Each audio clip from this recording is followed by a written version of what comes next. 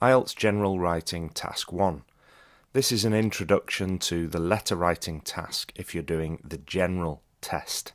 And you have 20 minutes to write 150 words or more for this letter. I'm going to suggest that you follow 7 steps when writing your letter. First, read the task and highlight key things.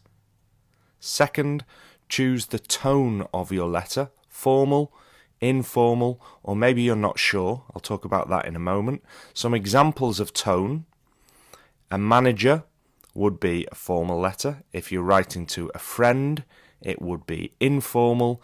And if you're writing to a neighbour, you might not be sure which one to use. I'm going to suggest that when you're not sure like that, it's because you could either use formal or informal. If you know your neighbour very well, you could write an informal letter. If you're considering that it's a neighbour that you don't know very well, it could be a formal letter. So if you're not sure, it's probably because it doesn't really matter. You can choose. Step 3, choose an appropriate greeting and ending, depending on whether the letter is formal or informal. Number 4, decide on the overall purpose of the letter. You need to start your letter with a sentence that gives the reason for the letter, the purpose.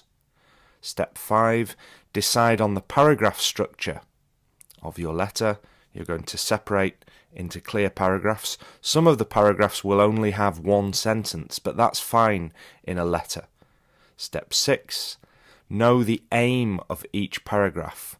What are you supposed to do? Are you supposed to thank someone, explain something, complain about something? You must fulfill the requirement of each of the points given on the task card.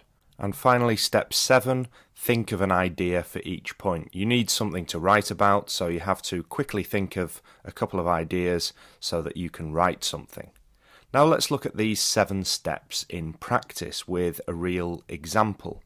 Here's a task from IELTS General Writing Task 1, and we're going to go step by step through the recommended steps that I've just given you. First one was read and highlight the key things. So let's read this task. You recently organised a party for your company at a hotel. So a party, company, hotel. Write a letter to the hotel manager. In your letter, describe the party and how it went. Explain why you were pleased with the hotel service and suggest some improvements that the hotel could make. So we've got a party at a hotel. We're writing to the hotel manager. We have to describe, explain and suggest. Those are the key things. Now, step 2. Choose the tone. Well, we're writing to a hotel manager, so it's going to be formal. Step 3, a greeting and an ending for this hotel manager. We're going to start with Dear Sir or Madam, because we don't know the hotel manager. And we'll finish with Yours faithfully. If you begin with Dear Sir or Madam, you have to end with Yours faithfully. Next, point 4, purpose. What's the purpose of the letter? Well, I am writing with regard to the party that I recently organised for my company at your hotel. We'll just restate the main statement at the beginning of the task that I recently organised a party for my company, so we're going to state this straight away. I'm writing with regard to. That's a nice way to begin your letter. Point 5, paragraphs. Well, easy. We've got one short sentence, one short paragraph, one sentence for the purpose. Then we've got the 3 points that you see here, describe, explain, suggest. We'll have one paragraph for each one. And then we'll have a final sentence. So that's 5 separate paragraphs in total. And for every letter in writing task 1 in the general test, I'm going to recommend that you write these 5 separate paragraphs. Always have a purpose sentence, separate paragraph, then 3 paragraphs for the 3 bullet points on the task card, and then a final sentence. Step 6, the paragraph aims. Well, you can see the aims here. we have to describe the party, explain why we were pleased, and suggest improvements. We must answer those or fulfill those three aims or requirements. And finally, step 7, we need some ideas. So here are my ideas, one for each bullet point. Describe the party. I'm going to say it was my company's 20-year anniversary, and how it went. It was thoroughly enjoyable. We're trying to use quite formal language here. Instead of saying the party was fun, I've said the party was thoroughly enjoyable. Then explain why you were pleased. The staff were welcoming and attentive. So we'll say that the staff was the best thing about the party, or the hotel service anyway. And finally, suggest some improvements. Well, it says some improvements, so let's have more than one. Let's have 2. The decorations could have been improved, and maybe the signs to find the room. We could say that some people couldn't find the room very easily. Now, to change that into slightly more formal language, instead of signs to find the room, maybe we could say improved signage. That's just a little bit less common, less usual for people to use in an exam, so it might impress the examiner a bit more. Now that we've followed the 7 steps, we have a very good plan. We know exactly how to write this letter. I'm not going to write the full letter answer for this now. You'll see that in the second lesson.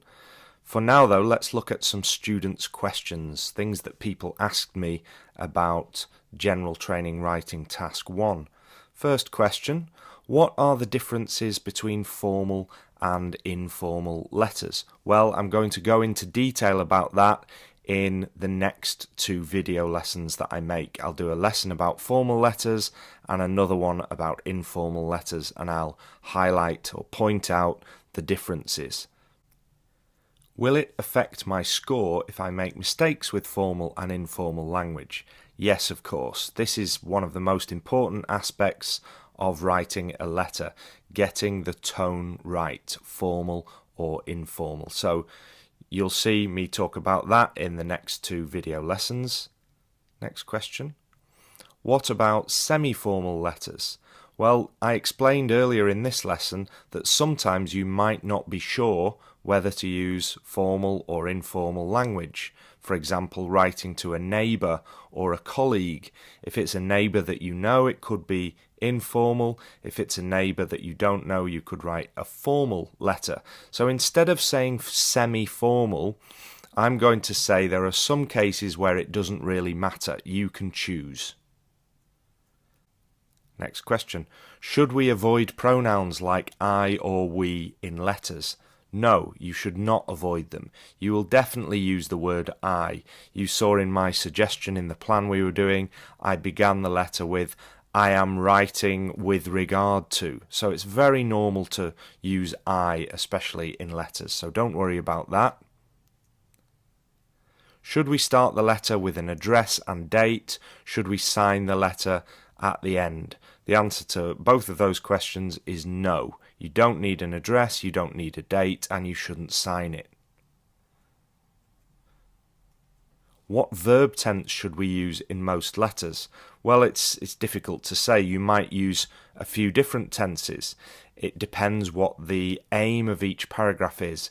If it's telling you to explain something that happened, well, that would be in the past.